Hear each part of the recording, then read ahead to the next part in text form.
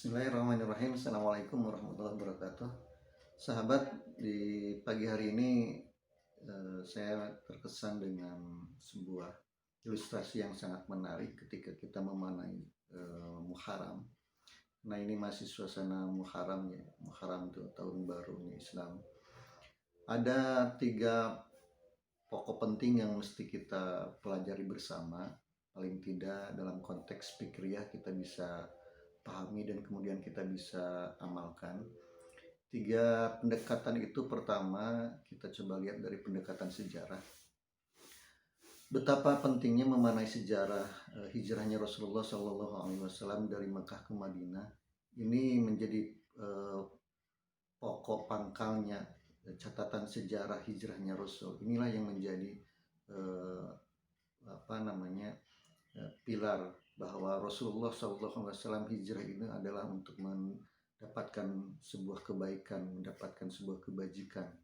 Ketika dia ada dalam komunitas yang begitu tidak dikehendaki dan kemudian Allah hijrahkan kepada tempat di mana Madinah waktu itu adalah negara yang betul-betul aman, damai, dan seterusnya.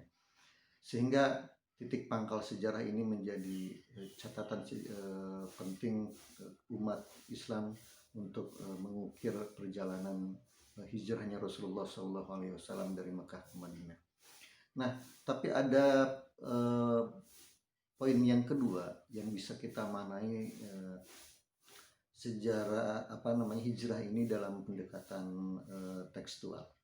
Secara tekstual atau secara terminologi, bahwa hijrah itu adalah sebuah perpindahan atau suatu tindakan yang dilakukan oleh seorang hamba dari satu situasi ke situasi yang lain.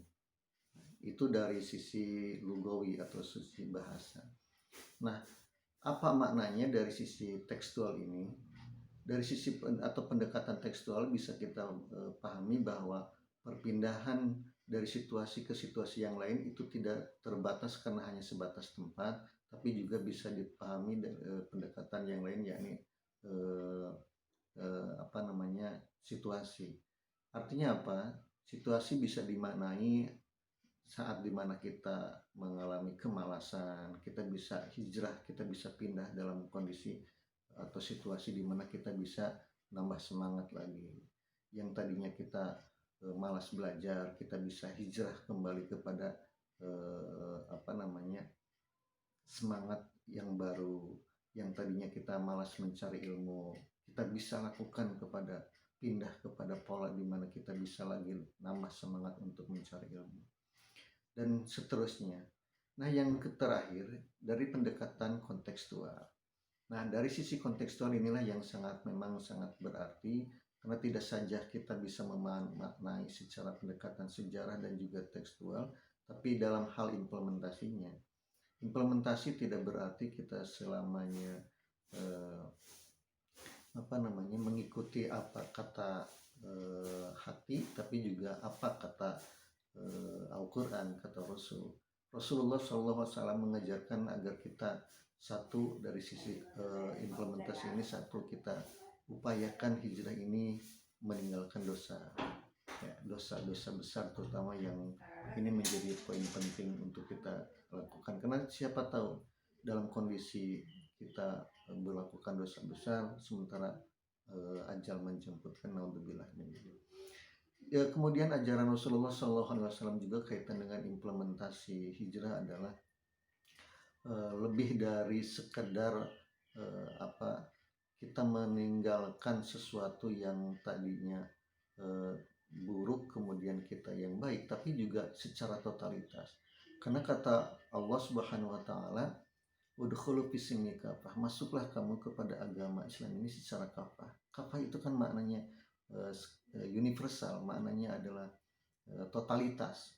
Jadi tidak ada kata 50-50 atau setengah-setengah. Menjalankan jalan itu harus totalitas. Tidak karena dorongan hawa nafsu, tidak karena dorongan hal-hal dunia lainnya, tapi betul-betul karena memang ini adalah berangkat dari suara hati kita yang betul itu dituntun oleh wahyu ilahi melalui ajaran Rasulullah SAW. Nah, kesimpulannya adalah bahwa hijrah ini, momentum Muharram ini adalah, hakikatnya adalah hijrah. Hijrah maknanya kita bisa secara pendekatan sejarah kita mengikuti apa yang jadi catatan sejarah Rasul. Kedua, secara tekstual, betul itu kita sebut sebagai perpindahan, ya, perpindahan dari pikiran-pikiran yang negatif kita rubah ke pikiran yang positif. Nah, yang kontekstualnya adalah kita betul-betul mengimplementasikan apa yang dicontohkan oleh Rasulullah SAW. Tentu dalam kehidupan nyata kita sehari-hari. Kita menjadi suami tentu harus menjadi suami idaman istri. Kita menjadi istri begitu pun sebaliknya, menjadi anak-anak yang menjadi harapan orang tuanya, kemudian guru menjadi panutan muridnya, santri begitu pun, ya. Itu mungkin yang bisa kita ambil hikmahnya dari perjalanan satu Muharram ini, terutama tahun baru Islam. Dengan demikian, saya atas nama pribadi juga mengucapkan selamat tahun baru Islam. Mudah-mudahan kita bisa mengawali hari-hari kita dengan hari-hari yang amalan-amalan yang jauh lebih baik dari hari-hari sebelumnya. Terima kasih. Assalamualaikum warahmatullahi wabarakatuh.